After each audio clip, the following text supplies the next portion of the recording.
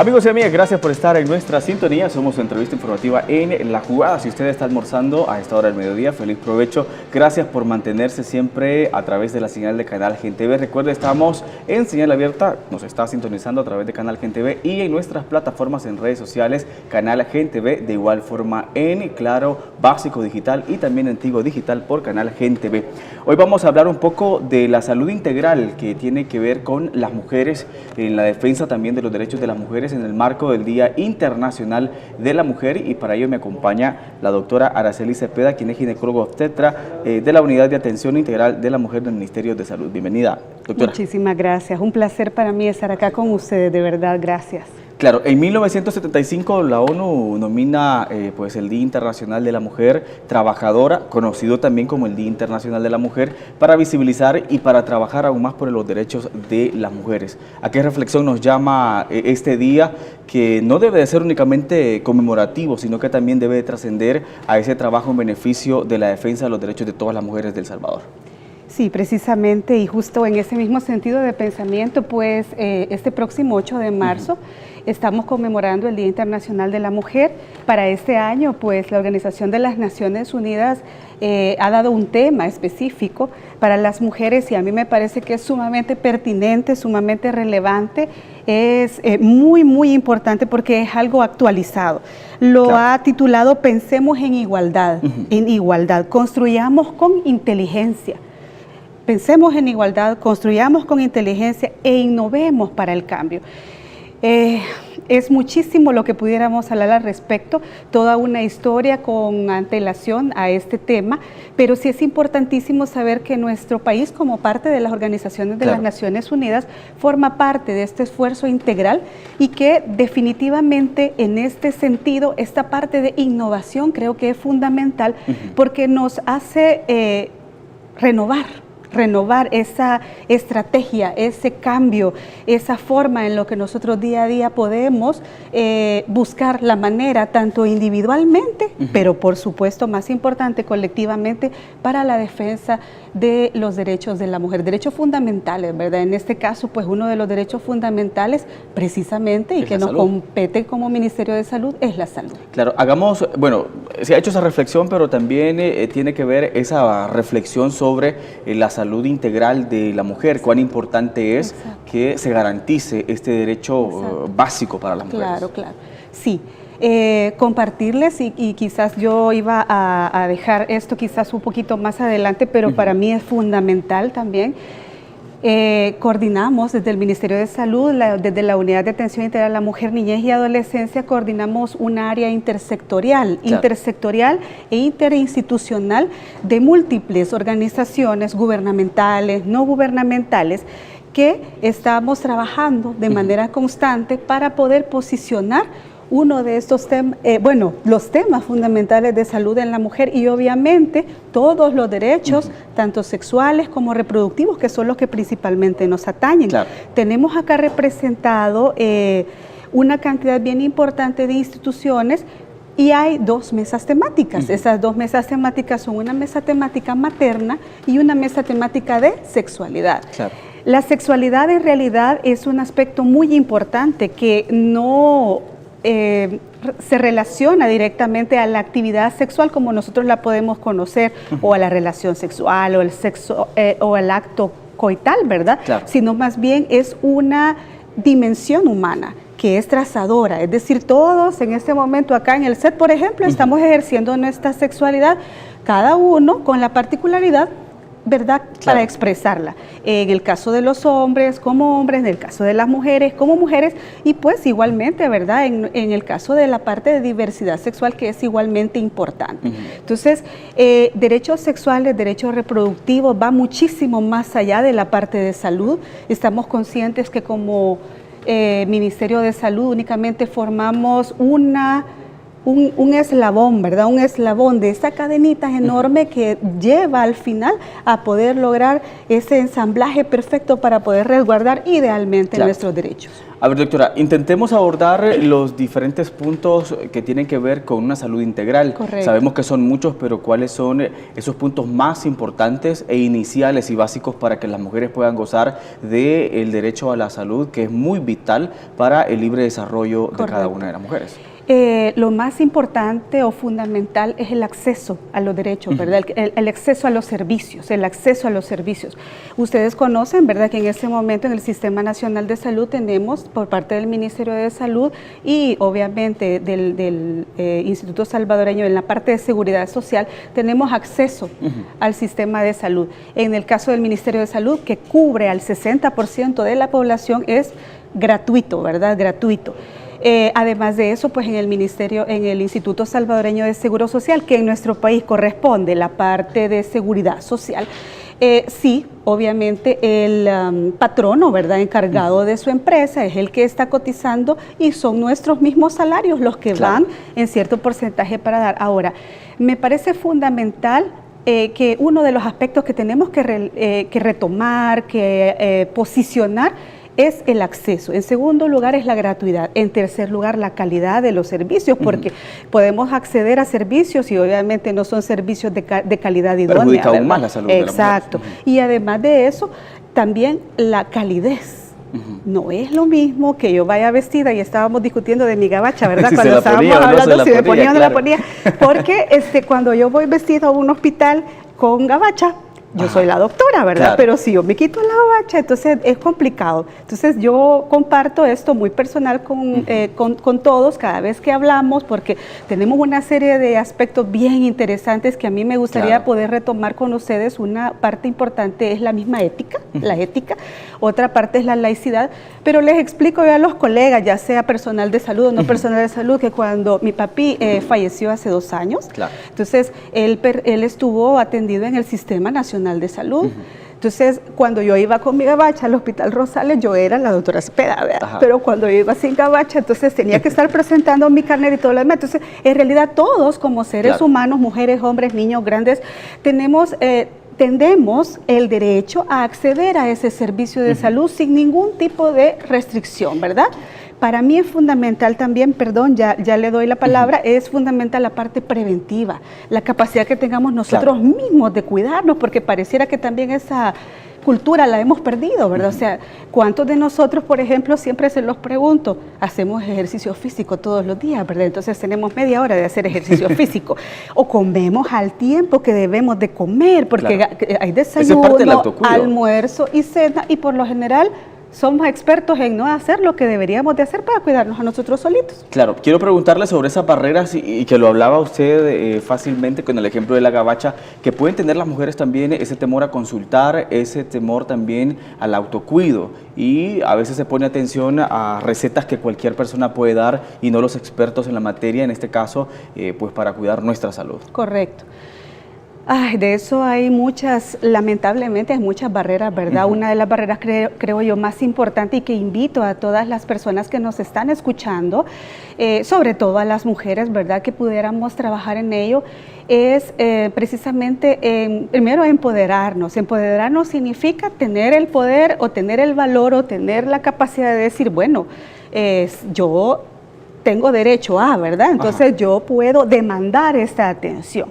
Pero para demandar una atención tenemos que conocer la atención. Por ejemplo, vamos a hablar más adelante de estrategias muy importantes que hemos estado trabajando estos últimos años desde la Unidad de Atención Integral a la Mujer, Niñez y Adolescencia, a la cual yo pertenezco, que a lo mejor muchas veces no están posicionadas, no se conocen por las personas, y precisamente eso hace que no las demandemos, ¿verdad? No sabemos que existen, no las demandamos.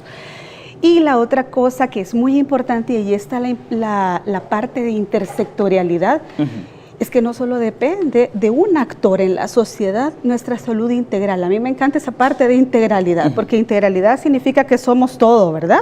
Es decir, estamos hablando de un contexto grande, estamos hablando de educación, claro, estamos hablando de determinación social de la salud, estamos hablando de las condiciones sociales a las cuales podemos estar viviendo, los servicios básicos a los que podemos acceder. Entonces, todo eso hace posible que podamos acceder, pero por supuesto, si una persona tiene un nivel académico superior o básico, por ejemplo, tiene algunas capacidades. Si tiene todavía más cantidad de conocimiento con más facilidad o con más teórica, ¿verdad? Porque eso es teórica, podemos buscar o acceder esa atención. Entonces, en ese mismo sentido, demandamos esa atención. Es decir, yo puedo sentarme frente a un colega muy respetuosamente, hablarle y explicarle cuál es el problema por el que yo asisto, si yo soy la paciente, e igualmente puedo decirle, bueno, yo necesito esto, ¿verdad? Sin necesidad de entrar en una discusión y todo. Pero lo que en realidad vemos muchas veces es que la capacidad la actitud que el personal de salud debe de tener frente al usuario, la confianza es la correcta, ¿verdad? Tenga que ser la correcta, claro, tenga que ser basada en derechos, tenga que ser basada en respeto, tenga que ser basada en algo muy, muy, muy importante, que es precisamente esta estrategia que hemos estado trabajando, que se llama atención humanizada, que es colocarnos nosotros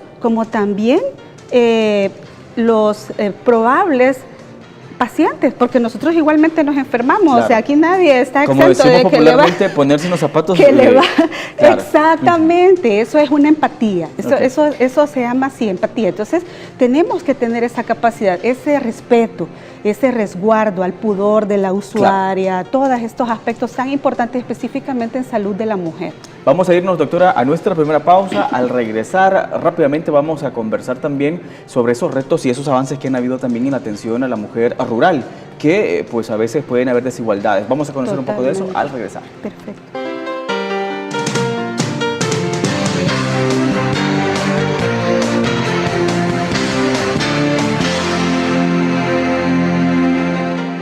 Estamos de vuelta para retomar nuestra conversación con la doctora Cepeda sobre el tema de la salud integral de la mujer en el marco del Día Internacional de la Mujer, que es este 8 de marzo. Estábamos hablando tras cámaras, doctora, de esa alimentación afectiva o nutrición afectiva. Nutrición. ¿En qué consiste? Y justamente también tiene que ver con ese buen cuido, autocuido de las mujeres, y no solo de las mujeres, sino que también nosotros los hombres. Exacto, exacto. Les voy a compartir. Hemos estado trabajando desde hace ya más o menos 2 años en una estrategia que se llama atención humanizada. Claro. El inicio de esto fue llamado parto humanizado y yo lo tenía planteado en la entrevista para hacerlo como en un curso de vida. Porque obviamente desde que nacemos, ¿verdad? Idealmente nuestra salud está desde que estamos en el vientre de nuestras madres y posterior a eso, pues cuando vamos desarrollándonos como bebecitos, niños, adolescentes, mujeres en edad reproductiva y en posterior en claro, climaterio y menopausia, ¿verdad? Entonces, precisamente hablábamos y yo los estaba molestando a todos explicándoles que, por supuesto, tenemos que hacer ese ejemplo, que tenemos que hacer ese ejemplo como prestadores de servicios de salud o como seres humanos, ¿verdad? Con la conciencia del autocuido. Pues el autocuido forma parte de los seminarios o talleres que nosotros damos al personal de salud. En primer lugar, lo trabajamos con el personal hospitalario y en segundo lugar con el primer nivel de atención en la parte de atención humanizada. Atención humanizada la hemos enfocado específicamente en la parte reproductiva de la mujer, es parto humanizado. Yo creo que todos en algún momento lamentablemente hemos tenido de cerca la experiencia de que a alguien que estuvo en un hospital con trabajo de parto no le fue bien en el sentido del trato con el personal de salud. Entonces, todas estas cuestiones son las que trabajamos ahí, derechos sexuales, derechos reproductivos, sexualidad, porque la sexualidad es parte intrínseca del ser humano, como ya se los decía anteriormente. Además de eso, la parte de laicidad, que es esa capacidad que tenemos todos de brindar atención como personal de servicio de salud, pero sin enfocarnos en una religión específica, porque no somos una religión, sino que somos prestadores de servicios de salud y por lo tanto tenemos que informar a la usuaria de la manera más correcta para que ella informadamente pueda tomar una decisión. Y la parte de autocuido, que es la que estábamos hablando, en realidad es una corresponsabilidad. Yo puedo demandar servicios de salud, pero también soy responsable de mí misma. Entonces, estábamos hablando de lo importante que es cuando nos levantamos, ¿verdad? Idealmente, pues en cualquier hora del día que pudiéramos hacer una hora de ejercicio, 40 minutos, además de eso, desayunar, almorzar y cenar a nuestras horas, ¿verdad? Cosa que por lo convulsivo de nuestras vidas, llamémosle así, ¿verdad? No lo hacemos porque en realidad es algo que no hacemos, sino que tratamos de ajustarnos al horario del trabajo y no al revés. Tenemos que disciplinarnos de manera que podamos desayunar, almorzar, cenar y si es necesario por alguna otra patología, algún otro problema de salud, hacer los refrigerios en el tiempo que nos corresponde. Y eso nos va a dar un buen rendimiento en el trabajo, doctora. Y eso además de que nos da un buen rendimiento en el trabajo, nos da lo más importante que creo yo que en este momento como sociedad salvadoreña nos hace falta muchísimo y es salud mental. La salud mental es un aspecto fundamental del ser humano que lo vemos fácilmente en un tráfico en la mañana, ¿verdad? Cuando de repente alguien pierde la cordura y bueno, es lógico, estamos estresados, nos levantamos temprano, viene sin comer, los niños vayan a tarde a la escuela o bueno, cualquier cosa. Entonces, la nutrición afectiva trata específicamente que yo puedo tomarme un tiempo, no tiene que ser igualmente 3 horas, 4 horas, no, el tiempo destinado para nuestros alimentos y que podamos tranquilamente sentarnos, desconectarnos un momentito y poder tener una charla amable con nuestros amigos, con nuestros compañeros de trabajo, con las personas que están cercanas a mí, etcétera, ¿verdad? En el caso de las amas de casa, se puede ver. Otra cosa bien importante de la nutrición afectiva y que me encanta, y lo voy a decir y ojalá que mis hijos me escuchen, es que no se ve televisión cuando uno está comiendo. Lo siento, pero no se ve. ¿Por qué? Porque nosotros utilizamos básicamente todo nuestro funcionamiento corporal para hacer un proceso digestivo.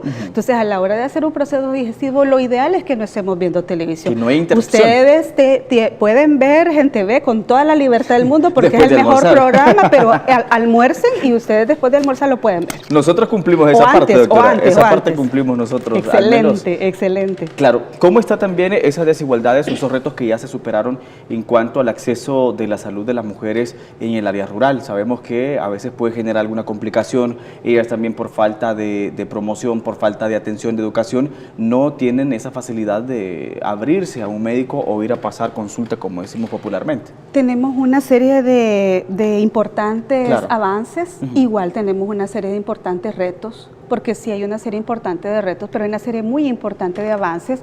Esto quizás está enfocado en 2 vías. La primera es la parte de la atención preventiva, la parte preventiva, que es fundamental y tiene que ver con esto que estamos discutiendo de autocuido, tiene que ver con eso de corresponsabilidad, tiene que ver con esto de prevención. ¿Qué pasa?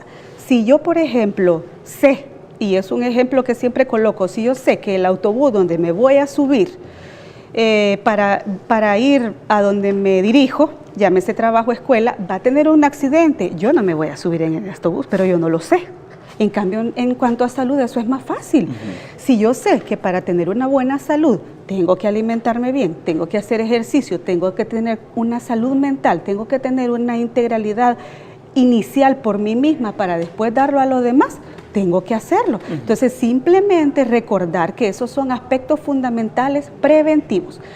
Hay 2 estrategias que estamos trabajando, se han trabajado desde siempre, desde la unidad. Una de ellas es la atención preconcepcional y la otra es una relativamente nueva que se llama consulta de alto riesgo reproductivo. ¿Qué son ambas? La primera, la atención preconcepcional, es la que nosotros normalmente brindamos o deberíamos brindar a una usuaria que llega sin embarazo y le va a decir a su médico, mire, yo quisiera embarazarme dentro de 1 año. Les voy a confesar que son muy pocas las pacientes que llegan hacia los consultorios. Planificando, ¿verdad? De esa manera. Son muy pocas, pero existen y eso es muy bueno. Por lo general, las usuarias que tienen este tipo de intervenciones son usuarias que tienen niveles académicos más altos, por el conocimiento o porque les ha llevado más tiempo el estar invirtiendo en su estudio y después dejan la parte de de la familia. Entonces, en ese sentido, nosotros tenemos el acceso para la atención preconcepcional, que claro, es identificar a esta usuaria, poder brindarle idealmente el mejor estado de salud en conjunto, ¿verdad? Porque estamos hablando que es un equipo multidisciplinario para que posterior a eso ella pueda embarazarse. Correcto. Vamos a irnos a nuestra segunda pausa, doctora, no nos cambie, ya regresamos.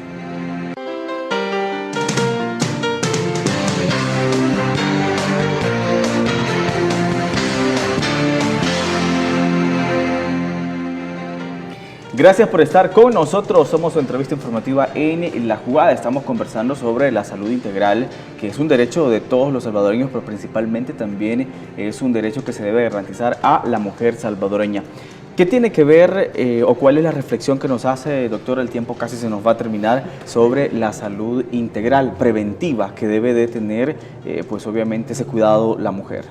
Sí, muchísimas gracias. Bueno, en primer lugar, ¿verdad? Invitarnos a todas, a que podamos nosotros tener esa conciencia de autocuido, esa capacidad de autoestima, porque es autoestima, es estimarnos y amarnos a nosotras mismas.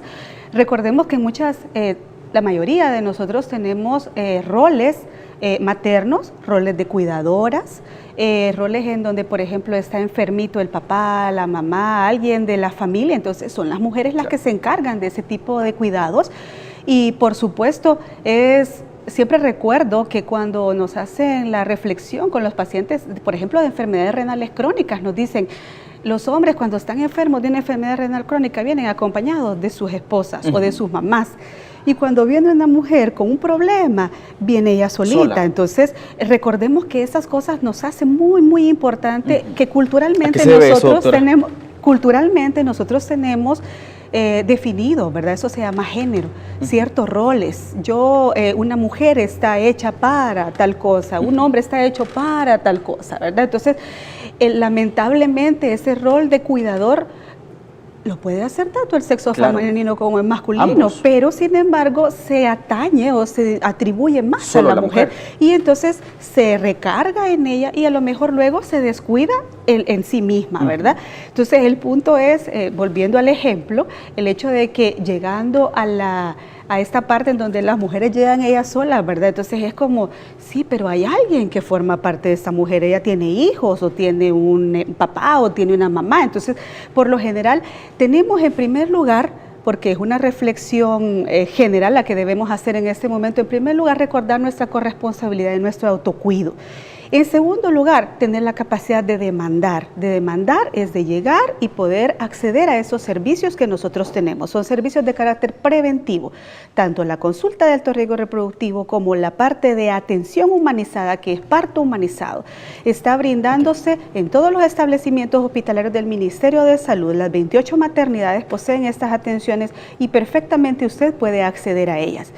Luego de eso, la atención preconcepcional, que es aquella a la que dirigimos a las mujeres que ya tienen planificado en cierto periodo de su vida tener un embarazo y que además de eso recordemos, nosotras y a nuestras hijas y a nuestros hijos debemos de darle la educación que podamos brindarle, el apoyo que podamos, porque con unas personas más educadas, seres humanos más educados, tenemos mayor conocimiento en general de los aspectos que van a formar parte de nuestra salud, de nuestra integralidad en salud, que obviamente resguarda nuestros derechos en general como humanos, como seres humanos, y en particular los derechos sexuales y reproductivos, que es algo que es sumamente importante y necesitamos recalcar y posicionar para que nosotros podamos también acceder a esos servicios sin dificultad. Importante. ¿Cuáles van a ser, doctora, ya para terminar, las actividades que van a realizar ustedes el próximo 8 de marzo en el Día Internacional de la Mujer,